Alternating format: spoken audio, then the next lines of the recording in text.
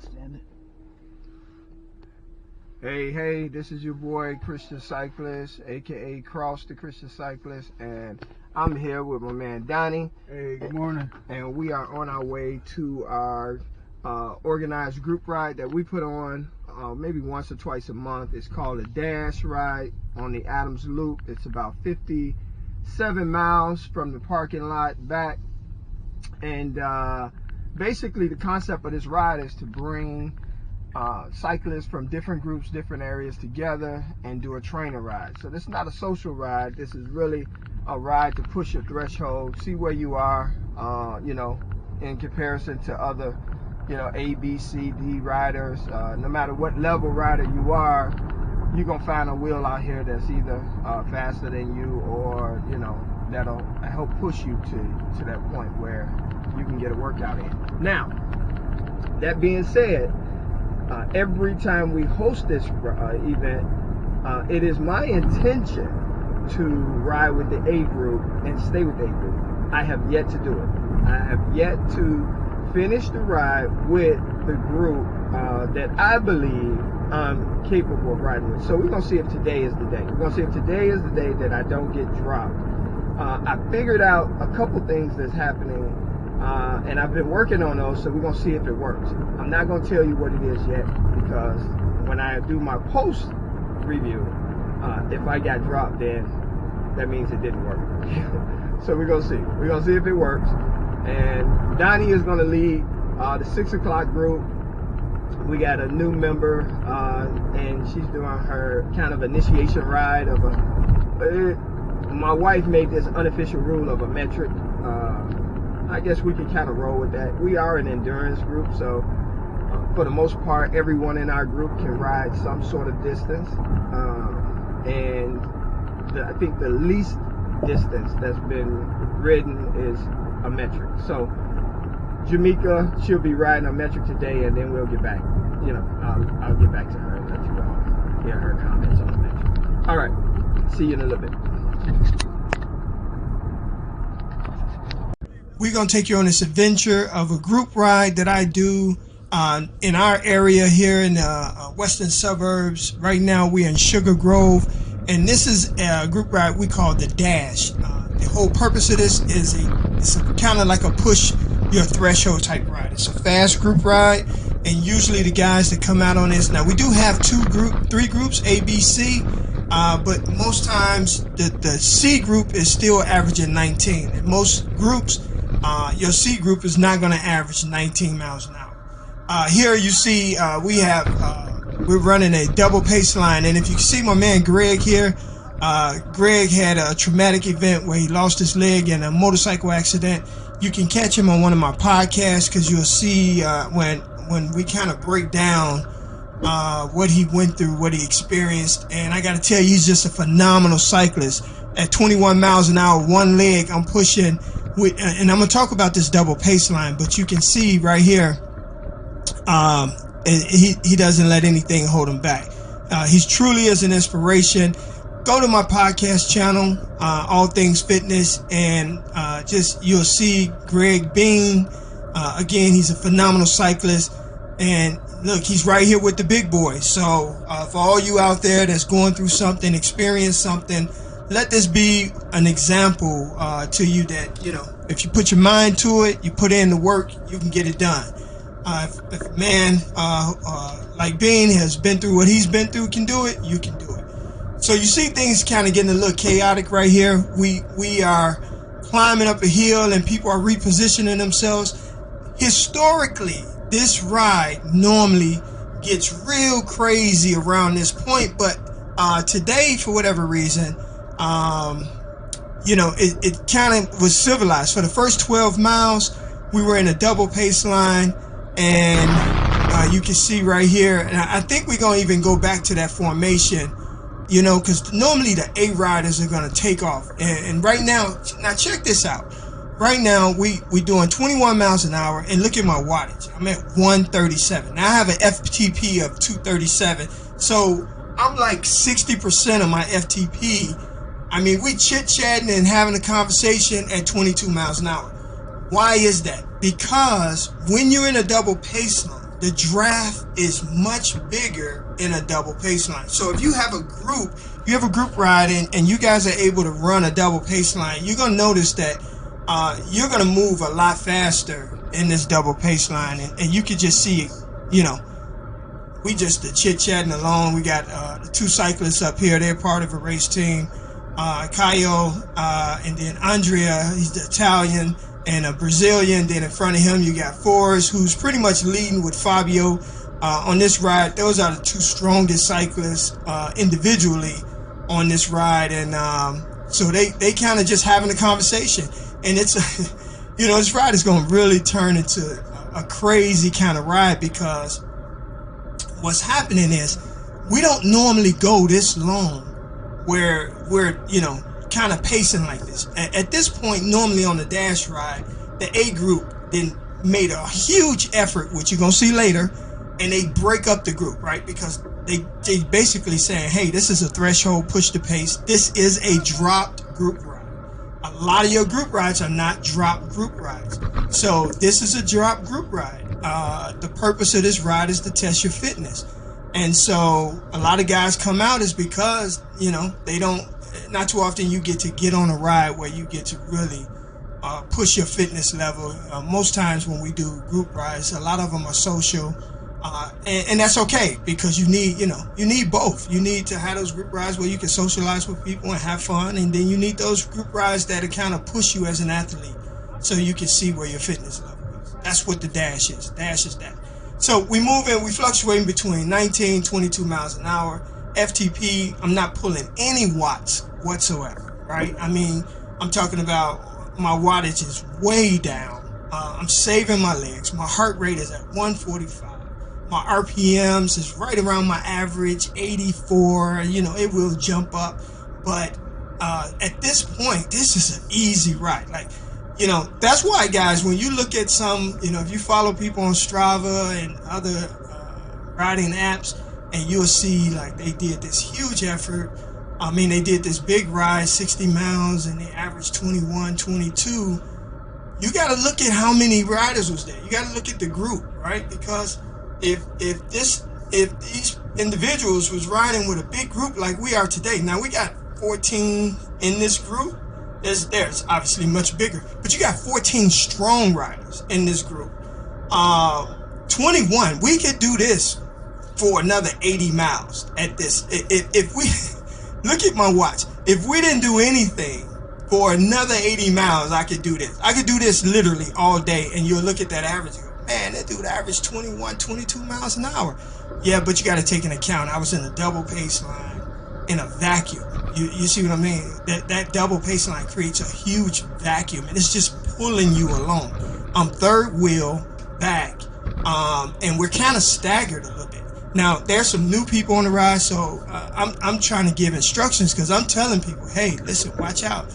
It's going to get crazy. You know, don't let these guys fool you. They doing a lot of talking right now, but it's going to get crazy.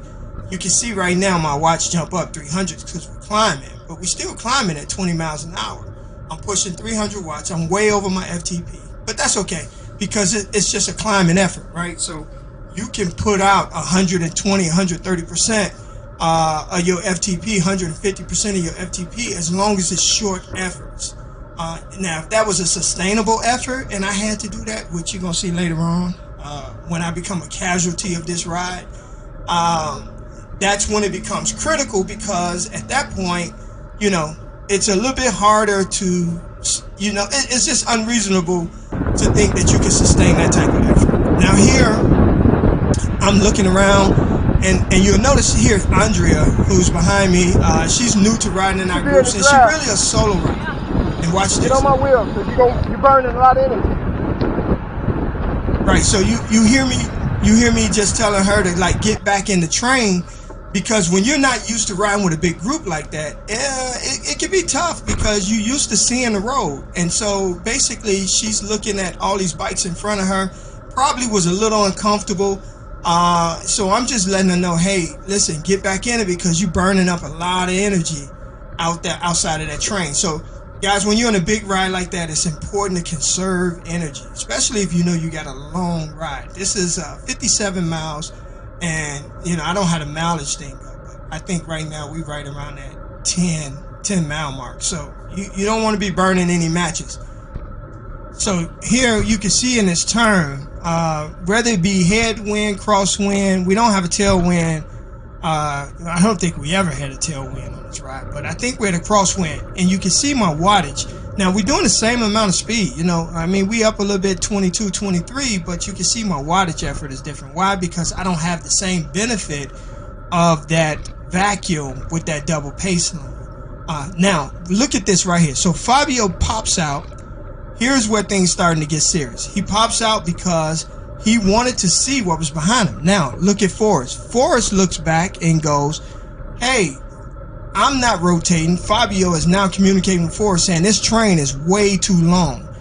Then you'll see what happens. Here, right here, Forrest puts his head down. Now he kicks it. Look at my wattage, 340, just like that. You see this gap right here? Huge effort, 27, 28, 300 watts. I'm way over my FTP.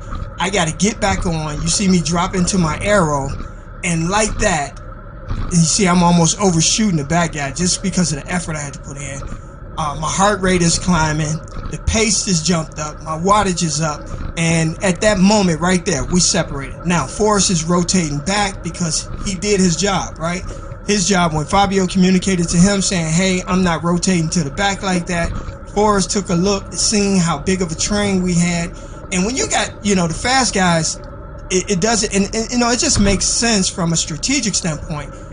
They know that not everybody on this ride is going to stay with the A group. I mean, we have 3 groups for a reason, right? So why would you rotate all the way back to the end of a train and get stuck back there so that when one of the fast guys, you know, take off, you got to try to come from all the way from the back to the front. So strategically, what did he do? He broke the train up. He put down a monster effort, jumped us up to 28. Now we're maintaining above 25 pace.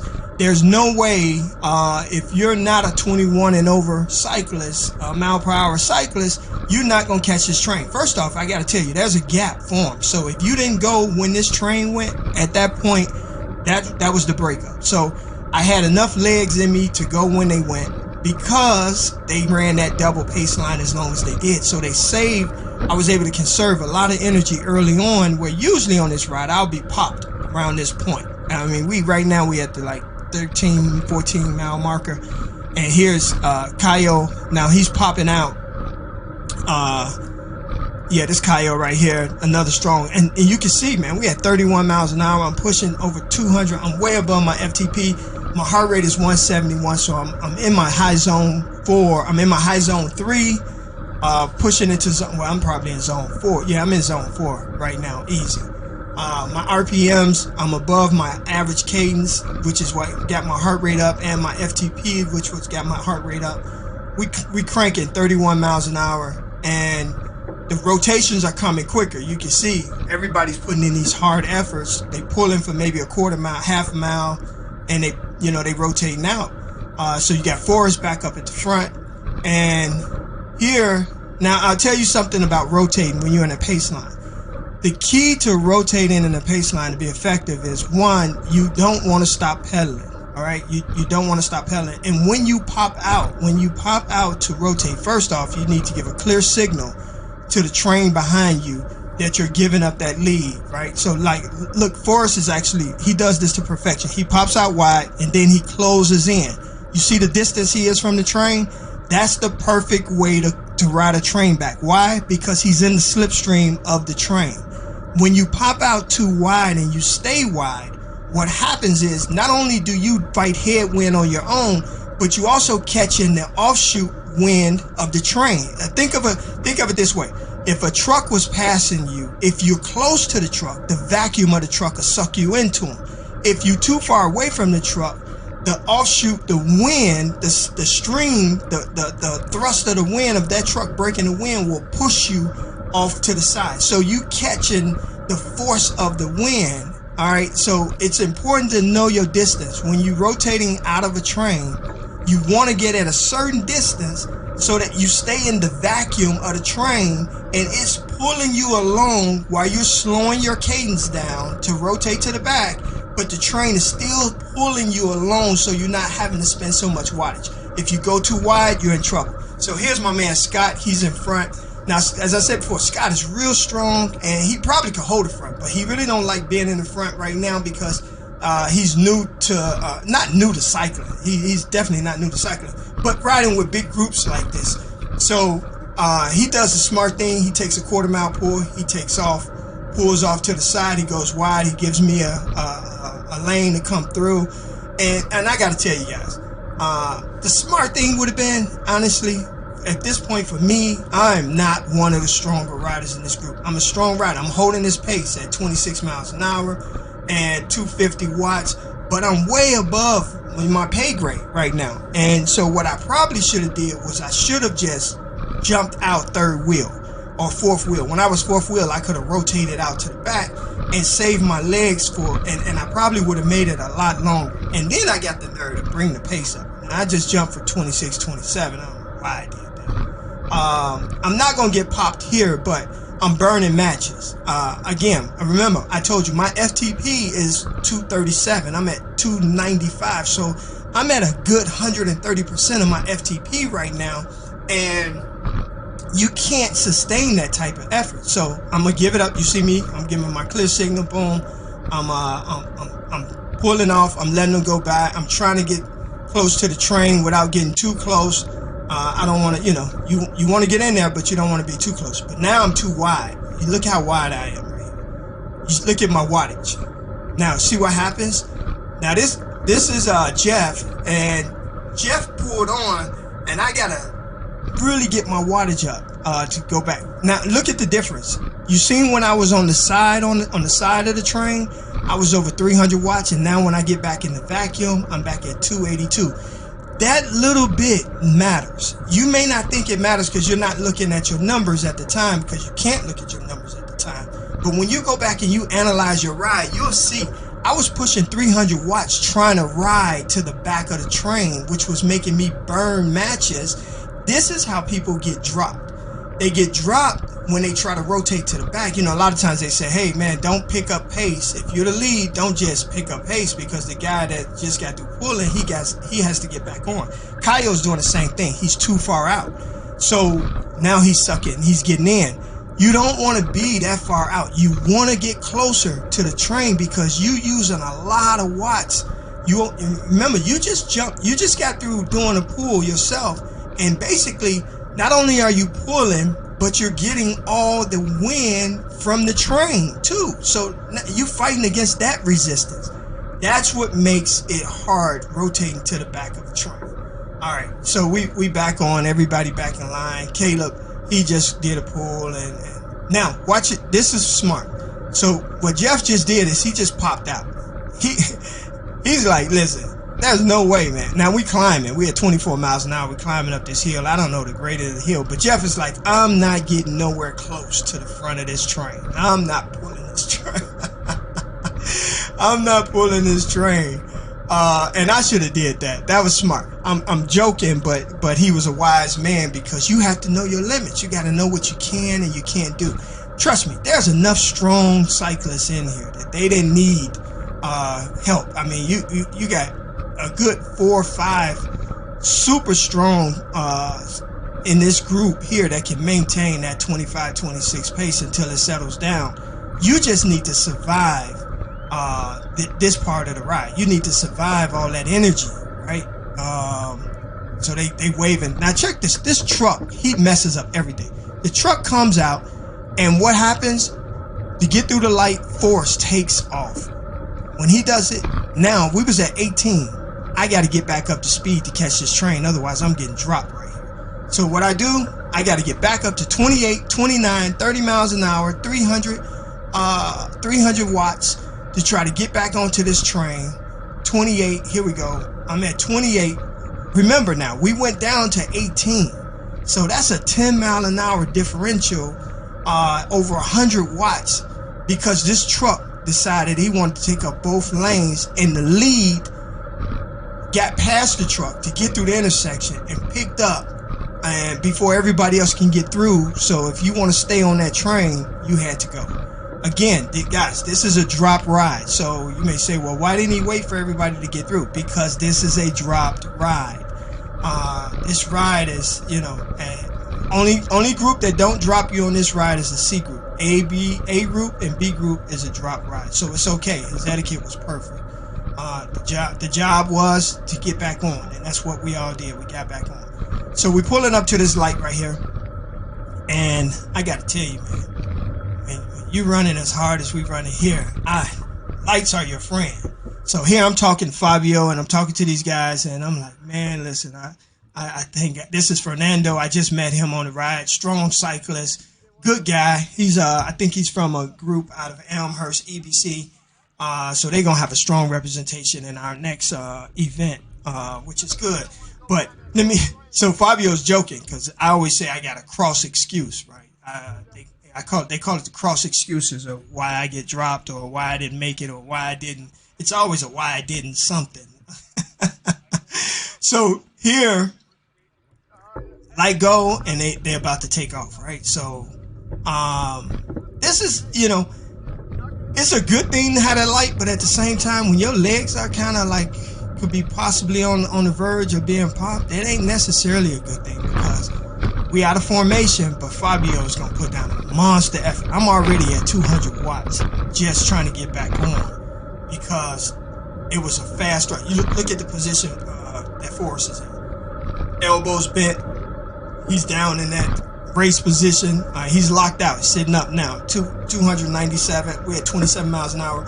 I just need to get close to him so I can get in this draft because Fabio is leading it again. You can see he's low. Now you see people repositioning because we trying to close this train up, and that takes a big effort, man. We're at 32 miles an hour. I'm at 300 watts. Trying to keep this train close because again, if you let gaps form, it doesn't take long to get dropped. I'm at 110 RPMs. Now, here's Andrea. He's basically checking me to say, hey, I'm going to get in. I'm going to let him in right here because these two, they ride together. They race together. So, you know how you have that wheel that you just comfortable on? So, it's no problem. I let him have the wheel. And he's probably thinking, like, I don't want to get stuck behind you. He's probably thinking, I don't want to get stuck behind you because I really don't know that you're going to be able to hold this wheel at this pace. And I don't want to be behind you trying to have to work around you. So I'd rather get behind a wheel I know that's going to hold on. And listen, I can't fault the man for that. I can't fault him for that. If I had as much confidence as he had, I'd probably do the same. But at this point, man, I didn't care who went around me. The more people go around me, the longer it takes me to get to the front to have to pull. So if there's anybody else back there, you want to come on up, hey, the price is right. Come on, get it. Now look, we're taking this. You see me, I almost ran into Andrea here. My back tire skid because I didn't know what he was doing. I didn't know if he was going to go in short or go long. He stood up like he was going to go in short, but then he went long, so I slammed on my brakes and kind of skid. But we took that turn at like 23 miles an hour, so that wasn't no, you know, and that was a gravel turn, I have you to know. So, you know, that probably wasn't the smartest thing we did, but again, these guys are hammering it. They're not giving up any brakes.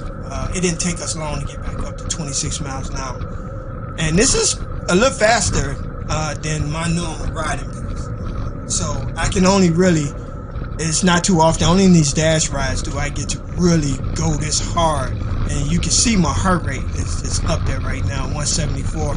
My max heart rate is 189.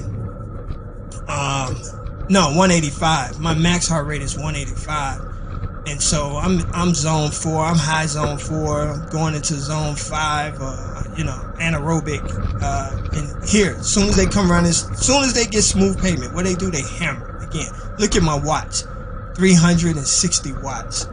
And we hitting 30 miles, and I'm telling you, it takes a lot of condition. Now my heart rate 181, so that effort really took a lot out of me. I mean, that it wasn't a long effort, but it was a punchy effort, and it took a lot out of me, and my body is really starting to feel it. You know, I'm really feeling it right now, and we just kind of like you can see that the group is recovering, right? Because you think about it, from the time we came from that street light, hitting those turns and all those big punches, you know, it takes a lot out of you. So I'm, in a way, I'm like, oh man, the pace has calmed down. So I get to recover 24 miles an hour. I'm like, this is great. You know, my watch are down to 145. At this point, I'm looking at my watch, but that's not what I'm concerned about. I'm trying to get my heart rate down. My heart rate is standing at 170, and that's not good, because if my heart rate stay up there, when they go and push a hard effort again, that means it's gonna put me in the 180s, which means it's a matter of time before I just pop, right?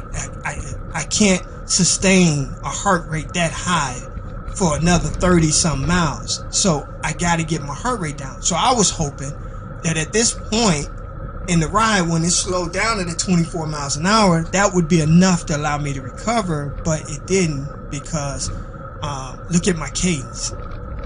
Now you see me pushing this high cadence, 100, 101, 102. I'm about 15 RPM above my average. That's because I don't have the legs to push the gearing that I need. So I'm relying on cadence. And here you see I let Forrest in. Because again, guys, I am in no hurry to get to the front of the line. I'm using everything in my tool belt. I use wattage, power when I need to use power. I'm using cadence. I practice high cadence. You know, I run a high cadence so I can use cadence for a while to let my legs recover. That's why it's good to practice everything. It's good not to be one-dimensional. If you're a grinder and all you do is grind, well, when you get on a ride like this and you need to switch over to a high cadence, maybe they climbing up a hill and you need a cadence to get up that hill and still maintain speed, you might get popped. Or you just gonna go through a lot of energy. But if all you have is a cadence and you can't push a big gear, well, that cadence may tax your cardiovascular system too much, and you can't catch a wind. And if you can't catch a wind, you're not getting enough oxygen. Your muscles not functioning correctly, and you still pop. So you gotta have a good mixture of the two in order for you to really feel, you know, to contend. Now, some of these guys, you know, they find that medium where they got the right cadence mixed with the right amount of power.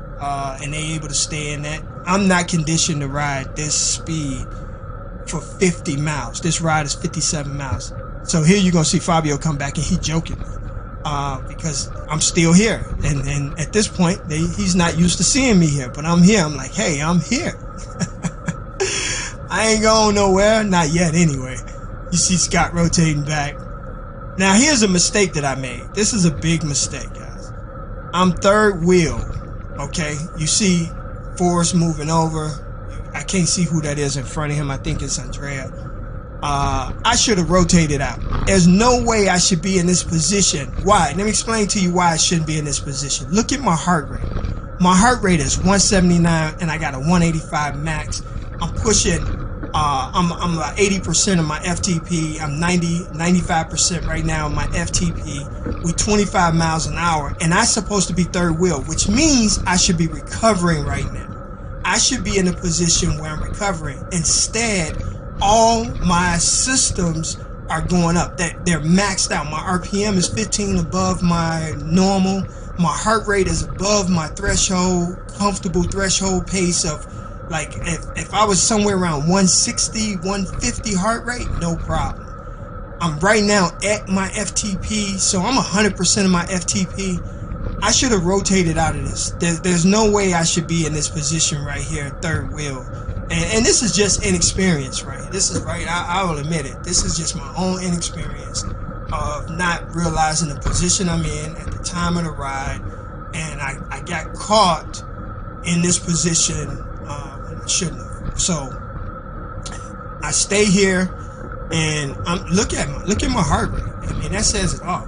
179 is fluctuating 179, 180. Remember, I told you my max is 185. So right now I'm hurting. We 27, 28 miles an hour. I'm hurting right now, right? I'm not pushing a lot of power because I got a good cadence going, and I found the pocket in the draft. I'll talk about that. Finding that pocket, you know, when you're in the draft, there's a pocket. There's a point where you know you're in the draft. It's when you can feel the wind on each side of you and you slot right into a pocket. Okay, now most people don't like drafting behind me because I ride in my aero bars. They say it's cheating. Call it what you want to call it. I'm 50 years old. I cheat if I need to cheat. If you call it cheating, then it's cheating. But I'm riding in my aero bars. I ain't got nothing to prove I am. So call it what you want to call it.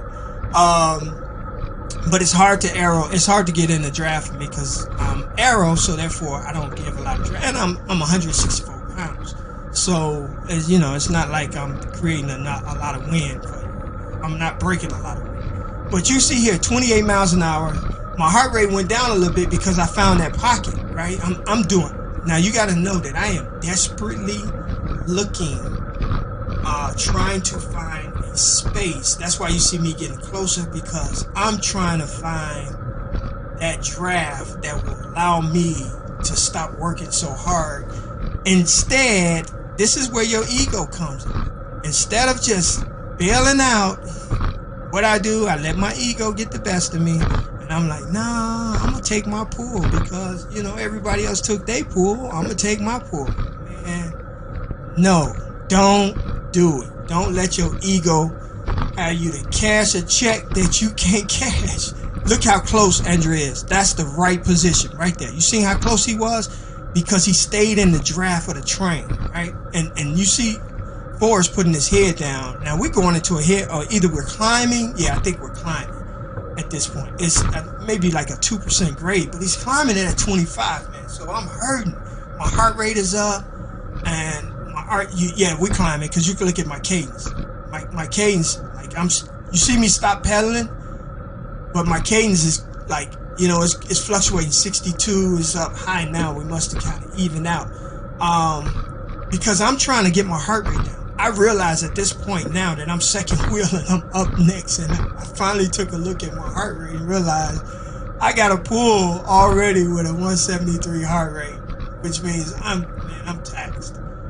Even though we only, and I say we only going 24 miles an hour, but we still in a slight incline. Yeah, we're in a slight incline, and you know, I'm tired. We climbing this incline. I think it's like a 3%, 4%. And he's about to give it up. You see, he popped his elbow out. He flicked his elbow to let me know. Again, that's that clear sign. All right, so here's the lesson right here, guys. And I'm going to last a little bit longer than this, but the lesson is, all right, I jump up to 26. I'm pushing 200 watts. My heart rate is at 177. My cadence is at 94. I'm trying to hold on. But you see my speed dropping? When you can't maintain the speed of the average group, like when you look at the average pace that the group is holding, and you cannot maintain that speed, you should not be on the front. Let me say it one more time. Lesson learned to self. I'm down to 23 miles an hour. You see how they just, I give it up because I can't hold that pace. At 23 miles an hour, you know, the average pace at that point was 25. So if you're going to slow the whole group down like that, and I ain't on a climb, we're on a flat, you got to give it up. Now I'm at 22, and I'm trying my best at this point to just hold on. Now, it seemed like they going to ease up. Look at this formation. You see how they break out? Everybody taking drinks. This is normally the part of the ride where you just want to survive. You want to survive to get to this part where it seemed like they kind of ease up, and the group collectively has made a unconscious decision that they're going to recover. We're at 19 miles an hour. You can see that's sweat on my camera lens because I'm sweating everywhere. I'm drenched. Now they recover of 20. Now remind you, we had 20 miles an hour. I'm still pushing my FTP. We're back up to 22. That recovery lasted all of but less than a minute, 40 seconds. All right, guys. So here's the lesson: when you're riding with a group that's fit, conditioned, you don't have a long time to recover. I didn't recover much at all. My heart rate's still at 176. So they took their drinks, and I took a drink, but I ain't did no recovering, that's for sure. And now they right back at it, right? Okay, so I'm going to show you something that's real critical to how long it takes for you to get dropped when you with a fast group. Now you'll notice here I'm starting to let a gap form. I'm gonna put a clock. Now I can close this gap. I'm at a position now where I can close the gap, but I have to make a decision. 60 seconds, we're on a clock. Boom. This is how long you have that if you do not make a decision, you can see that gap is forming. Look how big that gap is getting. You either gonna go or you're not gonna go. But this how long, 60 seconds is all it takes for a fast moving train. Now look at me. Now I'm pushing 188 watts. I'm at 25 miles an hour. And the gap, I'm doing this with all the headwind in front of me. 34, 33. Look at that train. Look how fast they're getting away from me. I'm still at 21 miles an hour, guys. I'm not moving slow. But this is how long you have. So you don't have a lot of time to make a decision. My heart rate is up, my cadence is up, and I realize at this point, I'm not catching these guys, period. I've already made up my mind. This is the point that I get popped, I get dropped. I'm at 20 miles an hour, I'm rolling. By all accounts, 20 miles an hour on that's a good day for me, right? So they out of sight. Look at that. One, boom, it's over. Okay, they did it to me again. I made it, let's see, how many miles are we? I made it 26 miles and I blew up. I stopped and man, my body was like, Cross, what are you doing? Why are you trying to keep up with them? They keep jumping up to 28, 29 miles an hour. What are you doing? Just stop. Just stop. So here's my official Cross excuse. It just got too fast. I couldn't keep up. I'm trying a new product. Wait. Here's my excuse. I'm trying this new product and it didn't work. So I'm waiting on another group. I'm waiting on another group to go by and then I'm gonna get with them. Because I'm not gonna do all that work by myself. It makes no sense to be out here by yourself and I got another group coming, a B group. I'll just ride in with my B group and call it a day. All right.